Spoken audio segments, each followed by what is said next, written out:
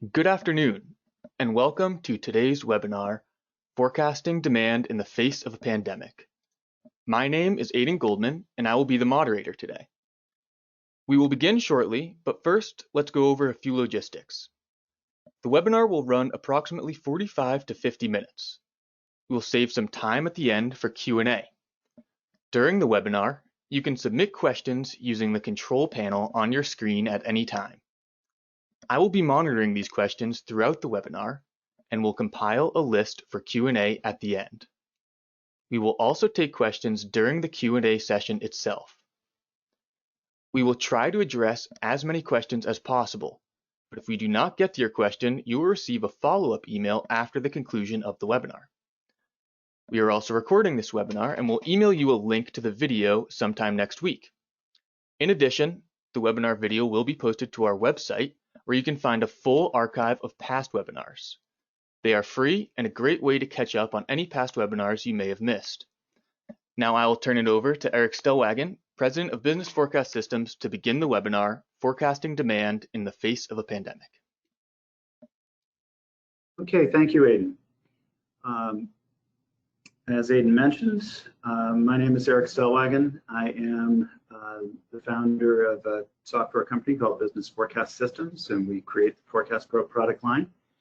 I've been working in the field of forecasting for quite a while, basically my entire career. And that has afforded me the opportunity to see how a lot of businesses approach forecasting, and also have gone through a lot of different periods of time, some where forecasting has been pretty straightforward, and some like the current times where it's been more challenging. So with me today as a co-presenter is Sarah Darin, and I'll let her introduce herself. Like Eric said, my name's Sarah Darin. I also have spent many years in analytics, so I have 20 plus years in consulting really. My background really is statistics. So I got a graduate degree in statistics back before data science was even a thing. In my consulting world, I spent a lot of time developing complex regression models for the most part, so regression and forecasting models, managing those models, et cetera. At BFS, so Business Forecast Systems, I really focus on product development. So, trying to figure out where we should be going from an analytics standpoint as well as a usability standpoint. Okay, so here's a roadmap, if you will, of the topics that we're going to cover. For those of you who've seen some of our webinars in the past, or maybe attended some of our workshops, you'll know that one of the things that I often say is that things get specific pretty quickly when you're talking about forecasting. So we're going to actually start by asking a bunch of questions, and I've labeled it here big picture questions, but they're the kinds of questions that we need to be thinking about during these times prior to making decisions about our forecasting process. We'll also discuss phases and scenarios so that you can think of the different phases that the pandemic is presenting, things like the onset and hopefully recovery and things like that. And you can think of all sorts of different scenarios for how this will play out. So we've talked about the importance when structuring your forecasting process about thinking about the phases, thinking about alternative scenarios and how they'll play out. The second half of the presentation, I'll be turning the microphone over to Sarah. She'll talk more about methodologies. She'll talk about applying judgment. She'll talk about some of the forecasting, the statistical techniques that will be of particular import during these times. We'll wrap it up with some summary words, and then we'll open it up for questions and answers. And as Aidan has mentioned, feel free to submit questions at any time using the chat function in the GoToWebinar toolbar, and we'll be answering those both here and by email as well. So let's start with some of our big picture questions. Was I prepared for this? Was my organization prepared for this? Is this something that we had contingency plans for? You'll notice on the slide there's a black swan in the middle of a bunch of white swans. For some of you, you know what the black swan symbolizes, but we're going to introduce this concept of a black swan. COVID-19, for many of us, is a black swan. So what is a black swan? A black swan is an extremely rare event, and one that can have severe consequences.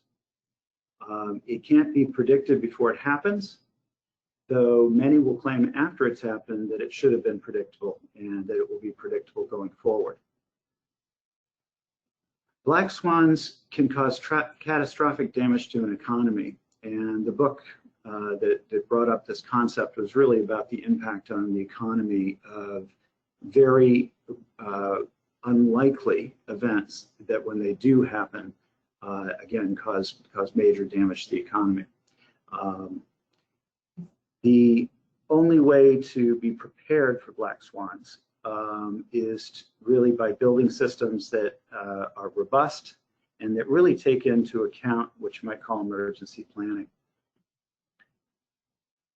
Organizations that rely on standard forecasting tools really get into trouble when a black swan rears its ugly head, so to speak, although usually you don't accuse swans of being ugly. But the problem with most forecasting systems is that they sort of assume a normality and that the future's unfolding out of the past. And by so doing, when things really fundamentally change, you can get into big trouble. And also you get too comfortable and that, you know, gee, our system is running smoothly, our forecasts are within acceptable range of error, and I really don't need to be thinking about anything other than just, you know, running my day-to-day operations. So for many, COVID-19 is a black swan. It's something that it was unexpected. We didn't have any contingency plans for it, and our standard forecasting process is not going to work. For others, it's not. Okay, there are organizations, government agencies, emergency care organizations, hospitals who are aware of the possibility of a widespread pandemic. They've been having, you know, meetings about it well before COVID-19. They've been working on contingency plans and things like that. So for them, it's not a black swan. It's something that they've been worried about, and now it's a reality. Will my current process work? So will my current forecasting process work during this pandemic? And again, there's this concept that we build a process around sort of normal activities. And you can see the slide has a bell-shaped curve. And the idea is that our forecast, you know, is sort of the mean of what's going to happen.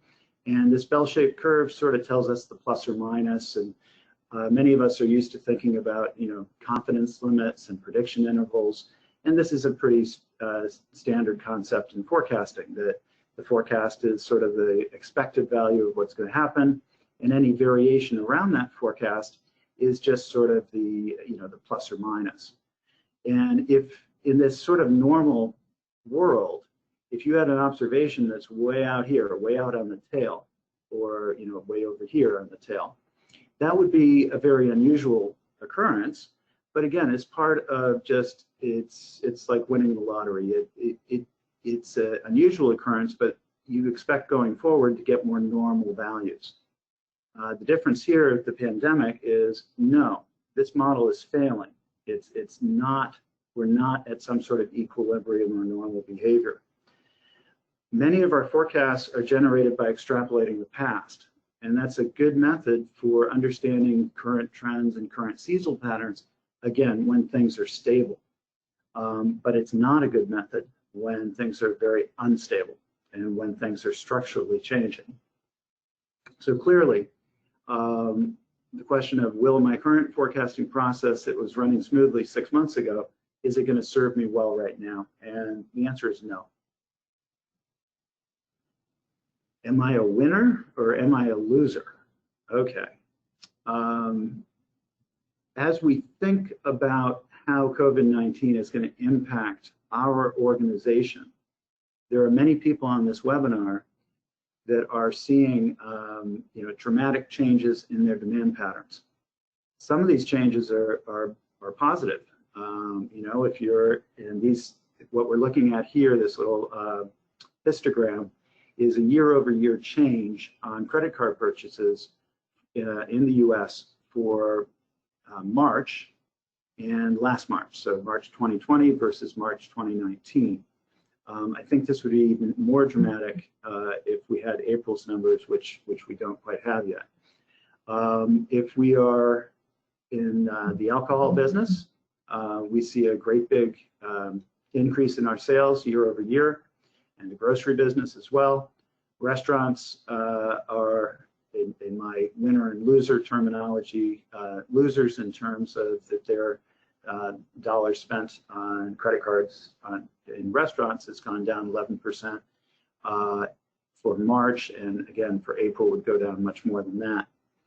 Other industries, personal health, personal hygiene, consumer health versus beauty. Here, entertainment. Not a good time to be running a sports arena or a movie theater. These activities are clearly taking a hit. So you want to think about, when I look at what I'm trying to forecast, what are my expectations for changing demand during this pandemic? Do I have certain items that I expect to see gains? Do I have others that I'm going to see losses? These are the kinds of things we want to think about. Our next question, is this temporary? Okay, one of my other favorite answers when people ask me a question, it depends, okay? Some demand patterns can reasonably expected to return to normal, okay? If I'm a company that manufactures toilet paper, the pandemic is definitely causing disruption and a lot of uncertainty, but it's really not going to fundamentally change the long-term demand for toilet paper. We expect when the pandemic has run its course and is really in the rearview mirror, that our demand patterns will return to normal. So in that instance, where I think things will simply return to normal eventually, I can treat this pandemic as an event with a limited duration, one which is making my life difficult at the moment and making my forecasting a lot harder, but it's going to go away in the future at some point, and things will be back to normal. For others, the pandemic is not only causing disruption and uncertainty, but it's also going to change our long-term demand. So now when I'm thinking about forecasting, I can treat this as an event, again, with a limited duration. But the difference here is that after it's over, my forecasts are going to be different than if it had not occurred. So the baseline, establishing sort of the baseline going forward, it's not going to be back to normal. It's going to be what many call the new normal. So what will be normal after, in terms of my demand patterns, after the pandemic runs its course? Some things may not return at all. One of the things that's very clear is that the pandemic is accelerating changes. There are lots and lots of people who are doing things they've never done before. They're ordering groceries online. They're working at home. They're using streaming services. And these are changes that are real and that will continue even after the pandemic's gone. Hey, now I have a Whole Foods login and account, and for certain things, I'm just going to order online rather than going off to the store and doing it in person. So if I'm forecasting, again, say online services versus retail, going into the brick and mortar stores, there was already a trend to doing things online, but this is accelerating that trend. If I was struggling, let's say I was running a restaurant and I was struggling before this pandemic hit, and now I'm looking at the expense of re-engineering the restaurant for social distancing, rehiring some of the staff, and I might start running some numbers and say, you know what, this isn't really going to be viable going forward. So expect to see some businesses choose not to reopen or realign their offerings going forward. But again, the underlying question is, how is this hitting me? Is this something that is a temporary disruption Is it something that is definitely going to change demand going forward even after it's run its course? Is this something that maybe really requires some tough decisions about making real changes to the business and how we operate? One of the things that I find useful at times like these is to think about, we usually think about our demand and our forecasts in terms of weeks or months, so every month I generate a forecast, or every week I generate a forecast, and as new data comes in, I update it. That's one type of, what somebody calls a time series, sort of equally spaced observations. During the pandemic, it's be useful to define phases and not necessarily tied to the calendar like weeks and months, but more tied to what my expectations are of different phases to the pandemic itself, and get me thinking about what do I expect during the different phases. So here's an example, okay? The first phase might be defined as the onset, and we'll have certain behaviors that as this hit, our demand patterns have changed. The next phase might be, depending on where you are in the world, isolation or containment or mitigation. So there are actions occurring that are definitely changing my ability to do business, my demand for my products. Schools are closing, governments are advising that we stay at home or even enforcing that we do so.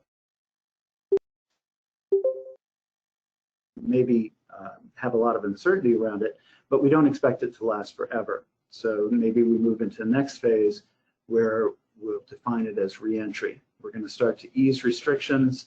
We may have different rules, maybe social distancing, both voluntary. People are comfortable with, want to be comfortable when they go out in public, so they're going to voluntarily social distance, and maybe, depending on where you are, more enforcement of various restrictions. A big question, is this a single phase where we're going to go A, B, C, D, or is it going to be a recurrence as we re-enter?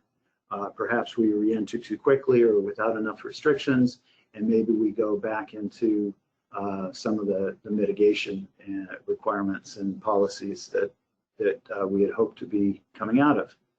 And then in this scenario, eventually back returning, I put it here as a new normal. But again, this is just an example. I'm not suggesting that these are the phases your organization should use. It's just an example of one that you might construct. So why are we thinking this way? Well, it can be useful to structure our thoughts. How long do I expect each phase to last? How do I expect my unconstrained demand to change in each phase? So again, we're generating forecasts, and the question is, what will the demand look like in each phase? And the phases are more relevant than something like each month. You'll notice I said unconstrained demand. As a forecaster, ideally what you want to be thinking about is if I were able to fill all demand, what should my forecast be? In reality, you tend to be forecasting things like shipments or orders, and these are being changed. They're not true estimates of unconstrained demand. But again, how do I expect these phases in my thought exercise to impact unconstrained demand? What about my ability to actually get product out the door? How do I forecast during each phase, and how do I include my expected constraints? If I'm in an area where they're allowing me to reopen a manufacturing plant, that's great. But what if my supply chain requires parts and deliveries of things that I can't get immediately? So it's going to, even though the demand's out there, I can't fill it because I can't ramp up production as quickly as I would like to meet unconstrained demand. So again, these are big picture questions, a little different than many of us who are sort of, doing demand forecasting on an ongoing basis every week. What about scenarios? In times of great uncertainty, we tend to think about, the various things that could happen. So here's a graph. It's from the Conference Board, which is a member-based think tank, really. And it shows different forecasts of how the U.S. Gross domestic product might spring back. And so what you can see is the projections were made as of February, and they've got sort of different scenarios. Rebooting in May, more of a summertime V-shape, and recovering, in the fall. But the point here is that the scenarios are kind of dictating what the forecasts are look like.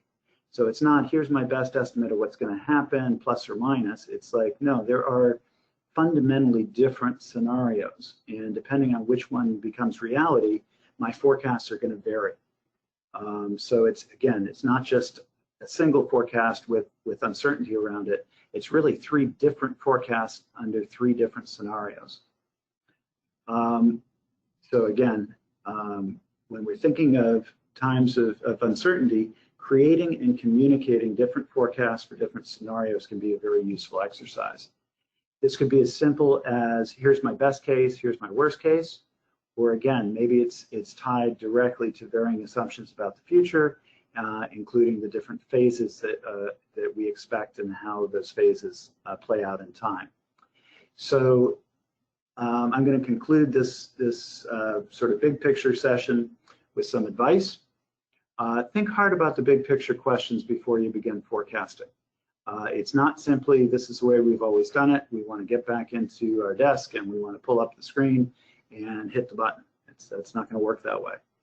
Try to understand management's current assumptions about the future. Your company is going through a crisis.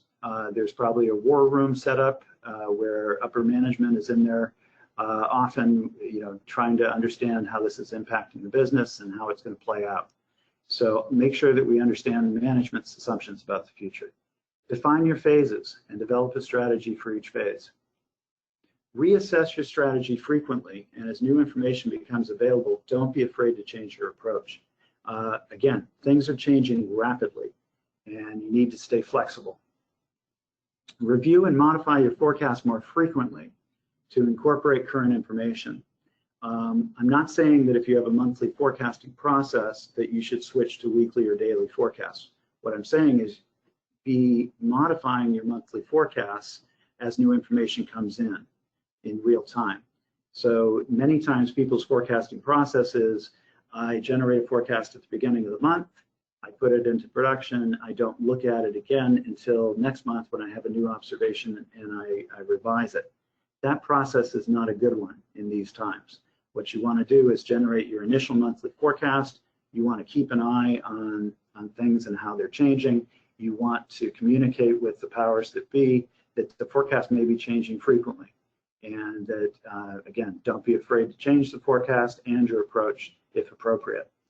Consider develop multiple scenario-based forecasts if appropriate. Carefully communicate your approach and assumptions to management and set reasonable expectations for accuracy.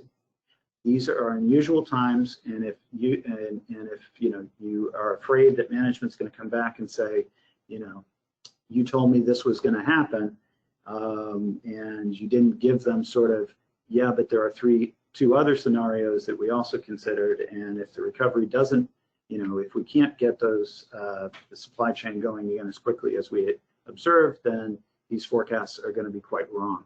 So again, things are changing. Communication becomes very important. There's always this need for people throughout the organization that are relying on forecasts to be on the same page, and that's very much heightened in these times. Okay, some good news here. We can learn from the past. For many of us, COVID-19 is completely unprecedented.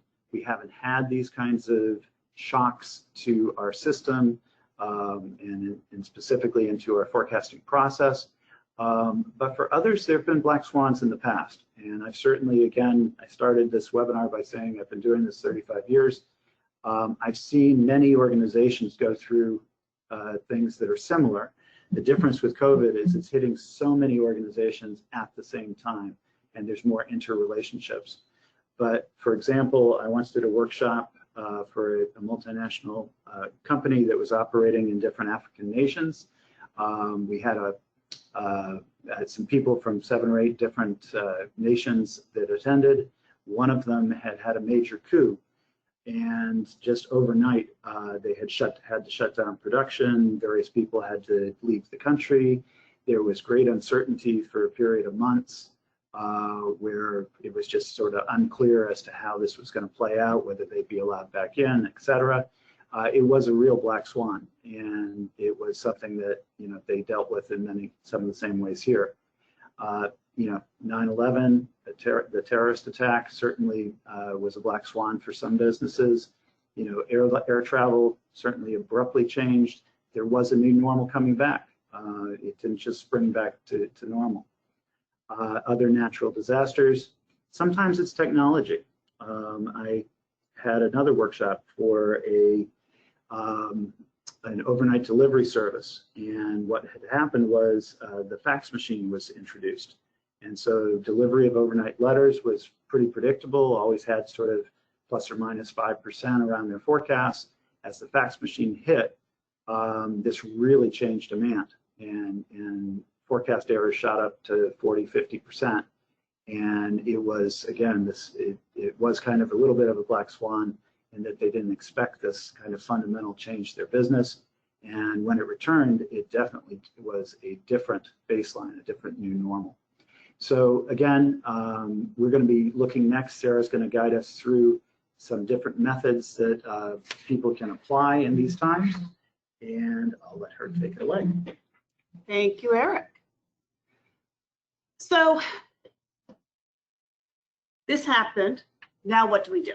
How do we account for COVID-19 in our forecasting process? Well, there are fortunately a lot of different tools that we can find in our tool belt. One of the really important ones is going to be simply applying judgment. In general, when you have limited data, think about new products, judgment is going to be really important. In this case, we may not have a limited full data series, but we have limited data that includes the COVID-19 impact, and that makes it very difficult. If you're doing a monthly forecasting process right now, at this point, you have probably only seen a big impact of COVID-19 in a single month, March, in the last month of your data set. And that can be really dangerous when you see these big shifts, these big spikes or dips in the final month of a data series, and it makes the automatic forecasting very challenging. And just to take a look at some real data to see what that impact is, I'm going to jump to Forecast Pro here. And what we're looking at is, well, over the past few weeks, we've had some data sent to us, people trying to figure out what they should be doing with their demand forecast. So it's just kind of come across our desks or kitchen tables per se now. And we take a look and we try to figure out what we can come up with.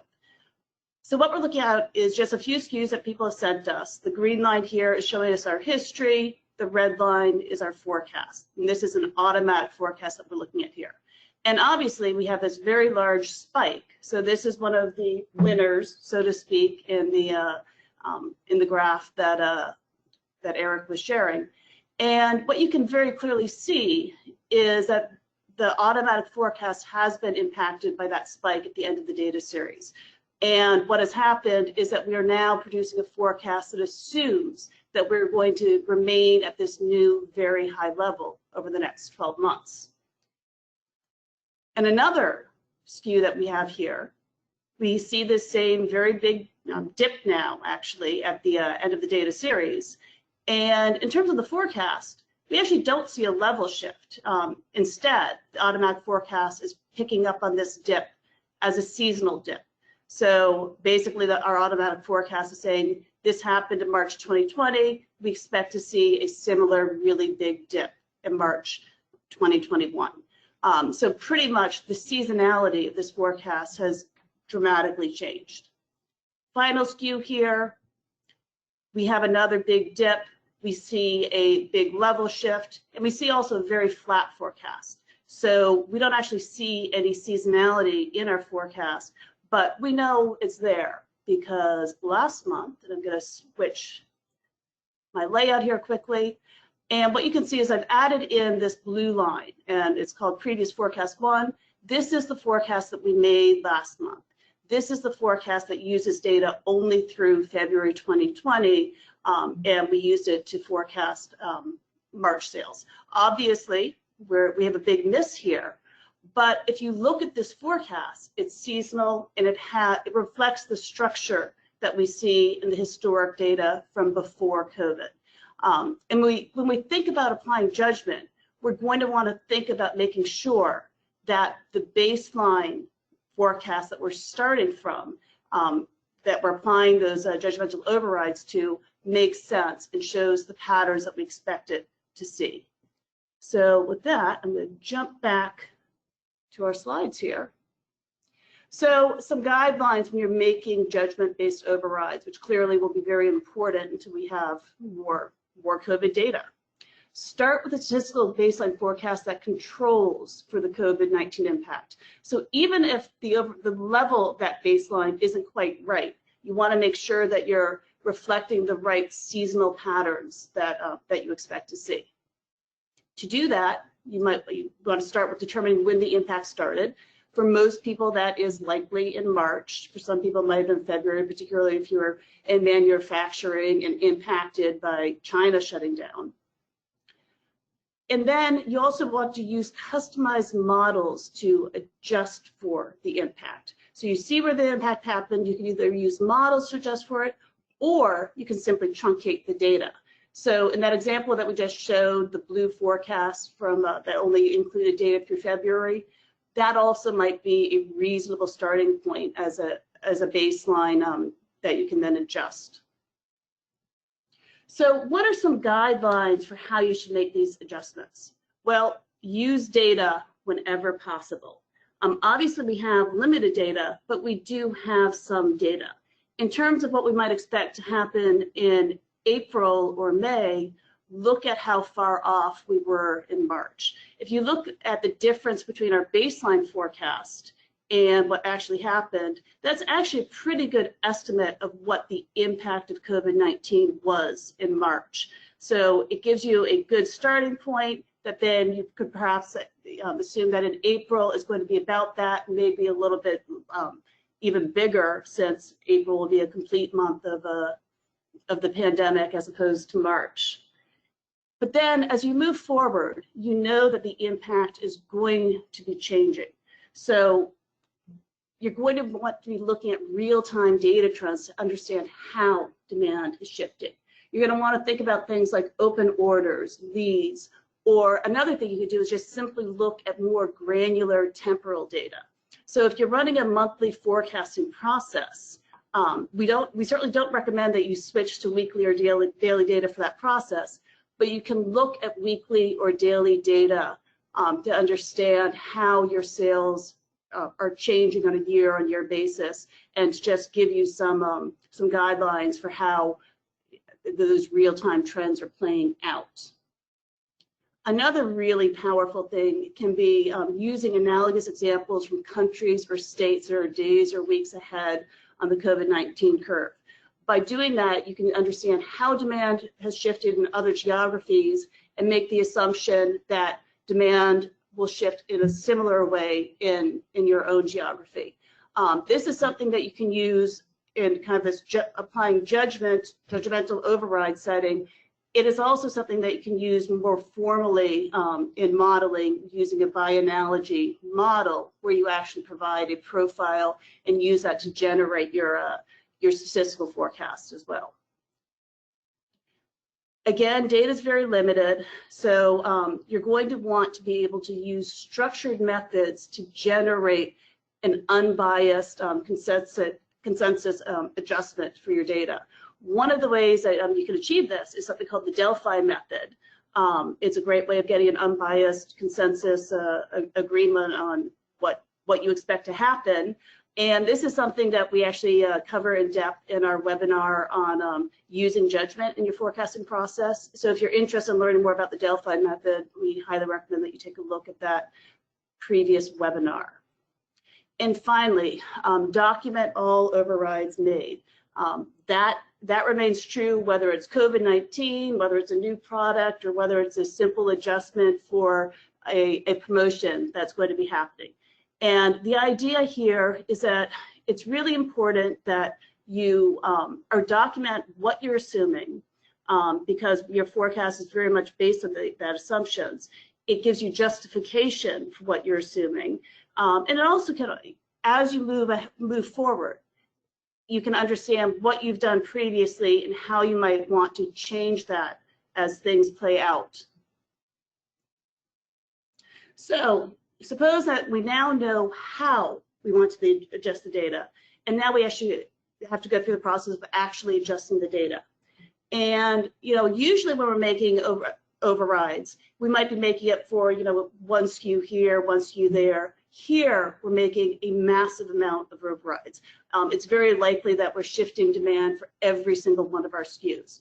So how do we do that efficiently? Well, one thing that we can think about is making changes at a group level. So if we make a change at the group level, that is likely going to be pushed down into the items that make up that group. So let's take a quick example at a different data set. What we're looking at here is auto parts. This is actually a data set that it's real data, but we typically distribute it with our software. The only real thing about this, not real thing about this, is that we've actually simulated a dip in the final month of the data here.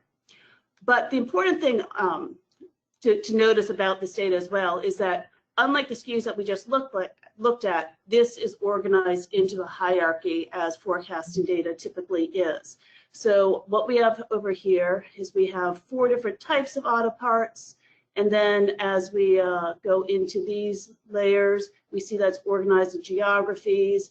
And then we're looking at item levels under those geographies. And now suppose that we want to make a group level change for muffler parts in New York. So we expect pretty much all muffler parts within New York to have the same impact of COVID-19, but that impact actually might be different from how those parts are impacted in Dallas. So we want to be making the change at this level. And so we've now selected that. You can see on the top here, again, the history in green. Up here, we have both the baseline and the forecast being shown here. And the reason they're the same here is because we have not made any adjustments. So to make a group level adjustment, we want to do that in our override grid. There are a lot of different lines here. The important ones are the top, which is our baseline forecast. And what we're using here is the previous forecast. And the data through February 2020 is generating this baseline forecast. We have a couple of other override lines that we've traditionally used, and then we have a COVID-19 impact override row. So we want to now adjust our data, or our forecast rather, for the COVID-19 impact at this group level. So to do that, we can make the change here, and I'm going to take our baseline, and then in terms of how much we want to adjust it. From March, I've calculated that we saw a 56% fall in sales from what we expected to happen. So we're going to assume that actually in April, and I'm going to actually start this again quickly because I hit a button I shouldn't have. In April, we're actually going to expect this to be 0.4. I'm going to make a comment here quickly. In practice, I would make a far better comment here. It would be about my assumptions, but in the sake of time, I won't do that now. And I commit it. So you can see now on the graph that the forecast is dramatically lower than the baseline. And if we go through the items, you can see that the forecast is also that drop in the forecast is reflected in the item level as well. So again, much easier than having to go into each of these individual items to make that change. Now, something else that we could be doing here is using Excel actually to make these changes on a efficiently to a large number of items at the same time. One of the reasons why you might do this instead of a group level change is if you actually have some overrides existing at the item level. If you make a group level change in Forecast Pro, you're not going to necessarily see those changes in the end item level. So if we made a group level change for Chicago South here, the April forecast for this item would actually remain at 85. We wouldn't see it going down by the 60%. So to do that in Excel, what we do is we use our Excel collaboration tool. So while the Excel collaboration tool was developed, and it's now included in V6, it was developed to aid in collaborating with colleagues and things like that. It actually also provides a really nice interface for simply making changes across many items at the same time in a software that we all know quite well. So to do that, I'm actually going to start off by creating a hot list that includes all of the end items in Chicago South mufflers. And I'm going to go ahead and open up the Excel collaborator there. We also we have a webinar on everything, don't we? But we have a webinar that we did a couple weeks ago on Excel collaboration that is worthwhile to watch to really understand how this works. This is going to be a little bit of a whirlwind tour. But this template, the in place, will allow us to export all these items and edit them at the same time. We want to be editing at the end item level, and we want to, when we import the changes, bring them into the COVID-19 impact row. And in terms of which items, I want to export these items that I have on my hot list. And there are a few other options there for how you might go about that. So I'm going to go ahead and save this. And now I can go and open this up in Excel. And we have a nice interface here. As you select different items, you'll see that the graph updates to the items selected. So you can see all the information you need. But the main thing we want to talk about here is how we make changes across multiple items easily. So I'm going to grab April here. I'm going to select across all of these different items, the forecast. And I'm going to go up here and I'm going to say -50. You see all of the forecasts are adjusted down. I'm going to put in a comment and save and close the file so I can import it back in. So we do that on the import tab. And so it's reading in all of those 50% down adjustments that we just made. And you can see that we now have an adjustment on every item in here. And we also, if we look at the comment here, you would see that we have the comments imported as well. So another way to kind of quickly and easily adjust your forecasts in mass. Let's go back to the slides. So again, Excel collaboration is what we can use in Forecast Pro. It's very likely that whatever forecasting software you are using also has an opportunity to use some Excel type of interface to make these overrides. Another thing that you're going to want to think about is weighting transformations. So weighting transformations actually directly adjust the baseline forecast, but they really have the same impact as some of these judgmental percentage changes. The way they work is the user provides some percentage adjustments for historic and forecast periods that are used to normalize the historic data and then to adjust the forecasted data. There's a lot more to it, and to really understand how you can do that in Forecast Pro, yet another reference to another webinar.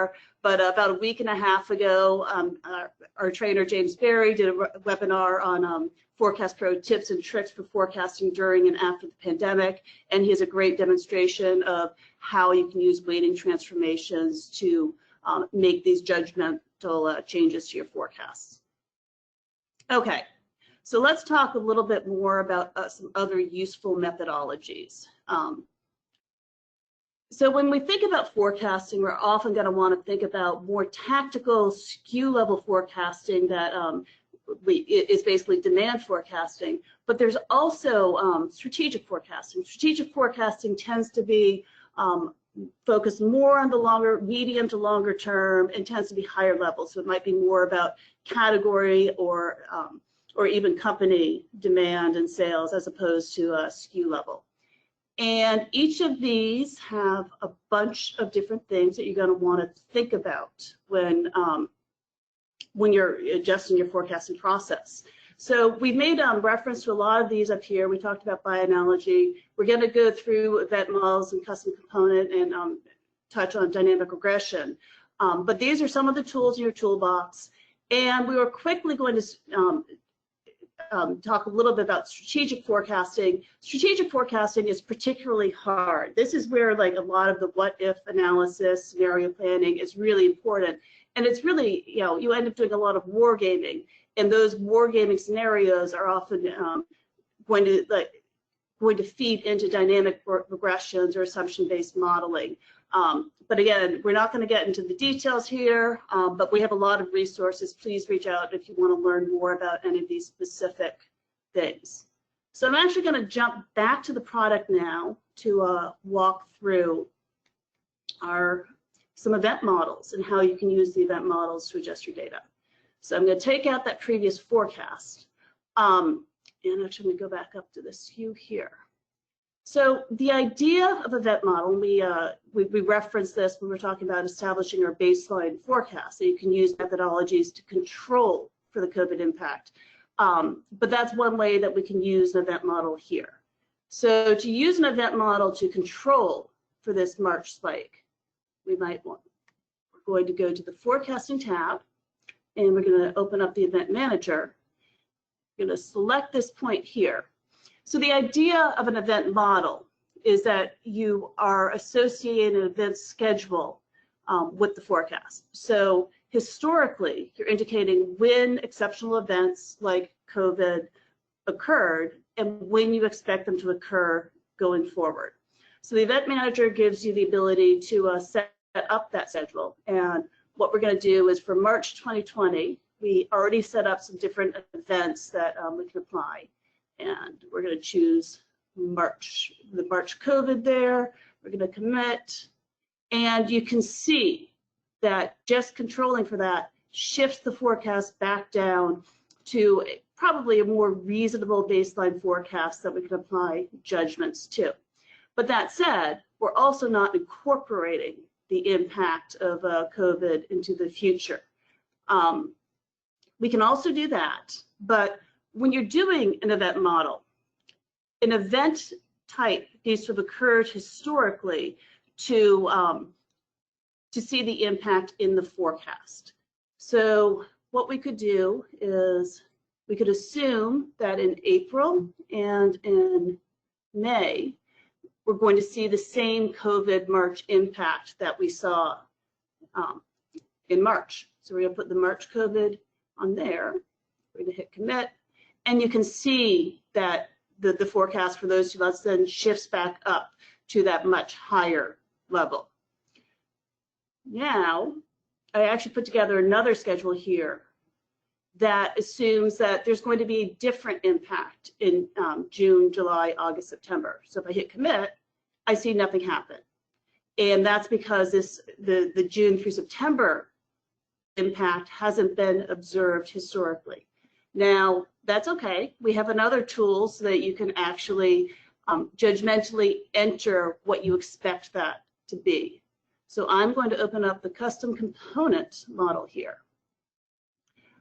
So what we have here is custom component model relies on components in the same way that exponential smoothing does. But what we really want to focus on is how we incorporate events into the model. So what I can do here is I already put together that schedule, and it's available in this settings box.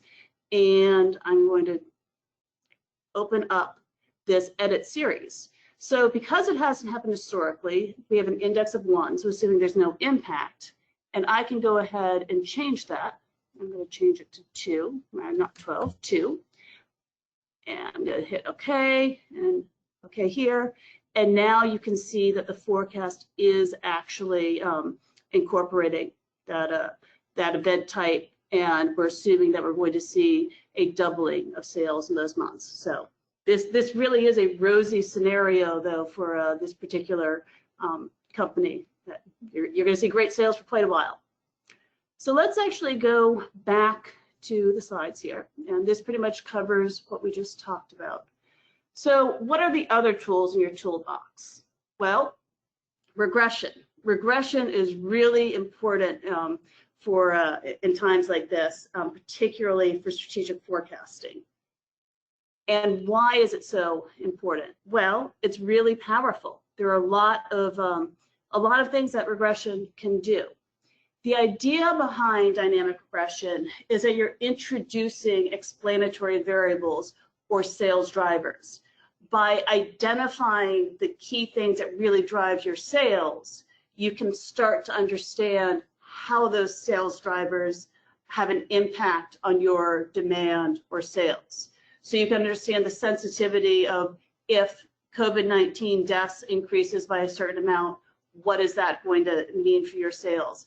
If social distancing actually increases by a certain amount, what is that going to have to do with it? What impact is that going to have on your sales? And because you're able to understand what those relationships are, it starts to allow you to do some really powerful what-if scenarios. So some of that kind of war room gaming that we talked about when we were talking about strategic forecasting. So that's all great, but why doesn't everyone do this if there are so many pros? Well, regression is really difficult. It's not automatic, and it requires considerable expertise and time. So a lot of companies that are approaching their strategic forecasting like this have teams of data scientists working on this. There's a lot to do. The data requirements are really large. You have to figure out where that data is coming from. You have to get that data into a model. You need to specify the model. You need to create a good model. And then on top of that, once you have a good regression model, you're going to need to come up with forecasts for your explanatory variables before you can get to a forecast for your demand. And that part can be really challenging and just very difficult. My husband actually works for CVS Health, and this is his life right now, is figuring out what the right scenarios are for the economy, for social distancing, and it takes a lot of time. So with that, I am going to pass it back over to Eric to summarize and move on to questions. Okay, thank you, Sarah. Okay, so again, to summarize a little bit, COVID-19 is obviously going to impact all of us. It'll impact us to different degrees, and it will impact us differently. Our current forecasting processes that were sort of designed, again, around an equilibrium or sort of a normal type of atmosphere are not going to work. And particularly automatic forecasting that is extrapolating the past is really not going to work. So we're really into judgment, customized models. And again, there are some of these customized models that are appropriate and that will work better than others. We're likely to take a phase approach, and our approaches in the short term, in the midterm, and in the long term are going to be different. Okay, particularly in the later phases, we can start to leverage more data. But as I mentioned before, we want to be using, reviewing, and modifying our forecasts basically constantly and communicating all of this to management. I've repeated the slide on the advice here, and I'm not going to go through it line by line because we did that before. But again, in addition to just your thinking about how do I normally create forecasts and what is my standard forecasting process, we really need to be looking at big picture questions, making sure that we've thought it through, coming up with really kind of a different, it's business not as usual approach, and making sure that everyone throughout the organization understands what we're doing, understands the expectations for accuracy, and the fact that different scenarios may render what we come up with initially obsolete very quickly. Okay, so just a couple of, before we get to the questions and answers, I want to do a couple of slides to let you know a few things. This slide is reminding us that we are recording this webinar and we'll make it available for streaming. All of our previous webinars are also available for streaming at forecastpro.com. And particularly when Sarah had that slide with all the different methodologies, we have complete webinars on most of them. The new product forecasting webinar, the regression webinar, the event modeling webinars, these will give you a much more in-depth look at these methods. So if you're new to them, we really encourage you to visit forecastpro.com, go under resources and look at the webinars. When we do post today's webinar, we will send you an email, and that'll probably be either the end of this week or early next week.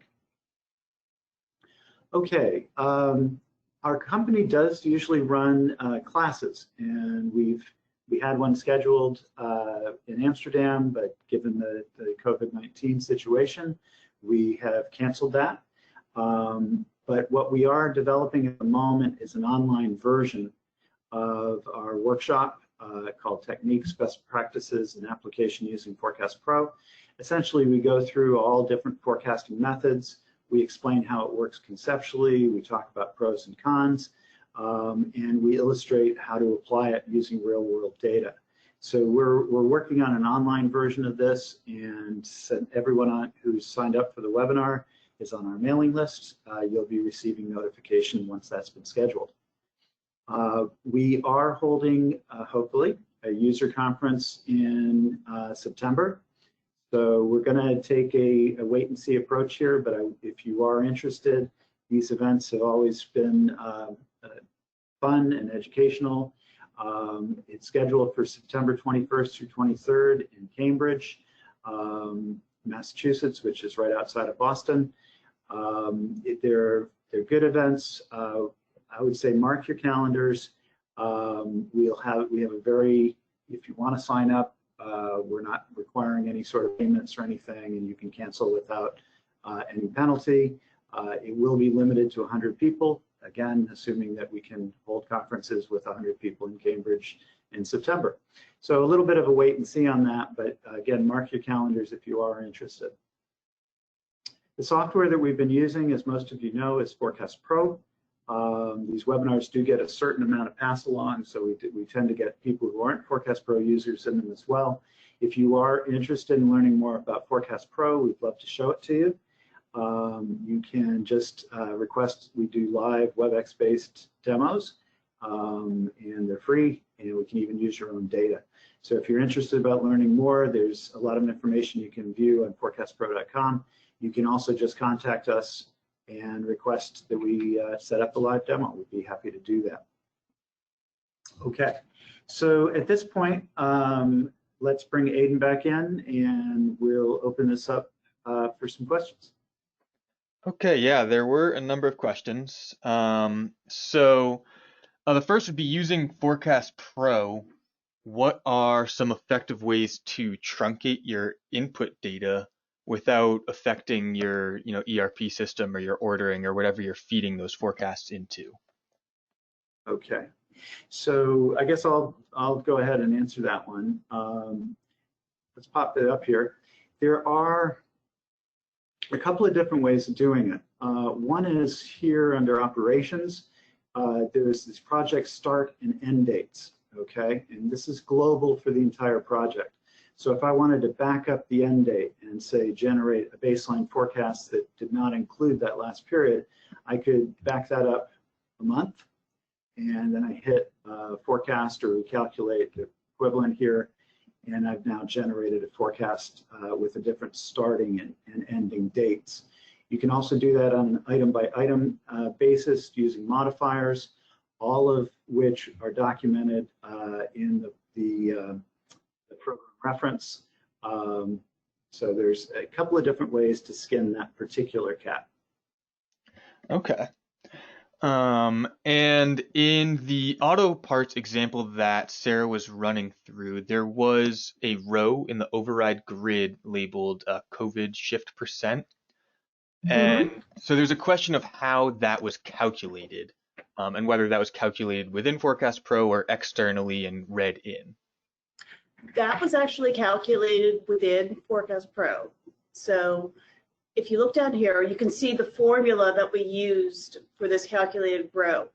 And basically what we're doing is we're looking at how far off the actual was from our forecast, and looking at that as a percentage basis. Okay, yeah, and a follow-up for that question is, you have set your current forecast to be defined by your previous forecast. So how did you go about kind of setting the baseline so that it's using the previous forecast values? Well, what we can do there is if we go to the override settings, the third tab here allows you to choose which baselines you want to assign to which items. In this case, we wanted to use the previous forecast for all items. So we selected the previous forecast 1 as the default and applied that. Okay.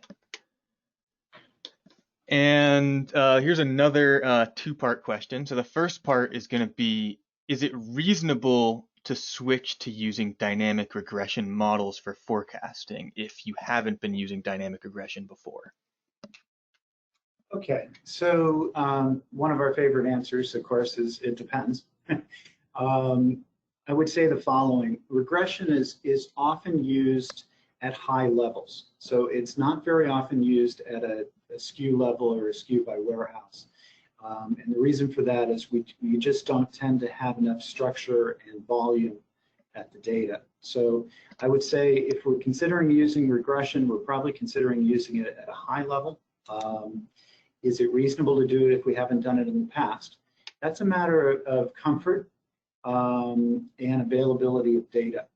So I think it's very reasonable to learn a bit more about regression if you haven't done it. Watching the webinar would be a good place to start. The tutorial on regression inside of Forecast Pro is another good place to start. And then make your own decision as to whether this is something that you'll be embracing going forward or not. Okay, and the follow-up question there is, what are some methods for identifying what is a good leading indicator independent variable for dynamic regression forecasting versus a bad independent variable? Yes, we do want to get good explanatory variables. And there it's often a thought process of what you really expect to be driving your sales. So when I was in my consulting days, we would typically kick off any project by sitting down with all of the stakeholders, the people who really knew the product, and ask them what their big sales drivers were. And you would kind of collect a list of all these things that people are coming up with, and then you would talk about where you could get available data. In this particular situation, one of the things that probably is driving sales for a lot of retailers is how much people are social distancing. The more social distancing you have, the lower your retail sales are likely to be. So getting data like that, that's a very likely sales driver. But otherwise, in terms of a good driver versus a bad driver, you want to make sure it makes sense, that you have data for it, And then when you look at it in the model, that it makes sense within that model setting, and it's significant that it actually shows that there's a relationship. Okay, and I think we have time for one more question. So could you briefly highlight an example of a what-if scenario? Sure. Okay, so let's think back to our, at the risk of watching me fumble around in PowerPoint, let's go back. I could go to the slide sorter, probably should have, but I started. So this is like those cartoons where it sort of zips backwards in time. Okay, I really regret doing it this way. Okay, but think back on these phases. So, and again, Aiden, just because that exercise has made me forget the precise wording of the question. Could you repeat the question, please? Yes, could you briefly highlight an example of a what-if scenario? Okay, so a what-if scenario, for example, in this structure for our different phases, might be this recurrence. Okay, so if I'm working in a certain geographical territory, I generate a forecast that sort of assumes that the isolation is going to last a certain amount of time, and then reentry and things are returning to the new normal. But one scenario is an uninterrupted reentry, where we do not, the government does not come back in and, having allowed businesses to open, now require them to close. So again, this question of recurrence might lead me to two different scenarios and two very different forecasts. And I would, again, communicate these to management saying, you know, there's not only uncertainty around the forecast in general, but in particular, I've got two different scenarios for how we're going to phase from easing of restrictions to the new normal baseline. And I've generated them using two different models. Again, one that assumes that we're going to be recurring, and one that doesn't. Okay. Okay, I am going to shortcut back here, so you won't have to watch me go forward through all of that.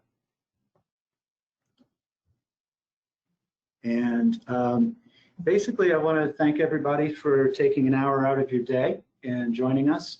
I hope that we have covered a few things that you'll find useful. I want to remind you, I know these are trying times, and I know that forecasting is probably about as hard as it's been for most of us in our careers, trying to generate forecasts with so much uncertainty. Remember, there are resources out there, and not the least of which are things like webinars on different topics.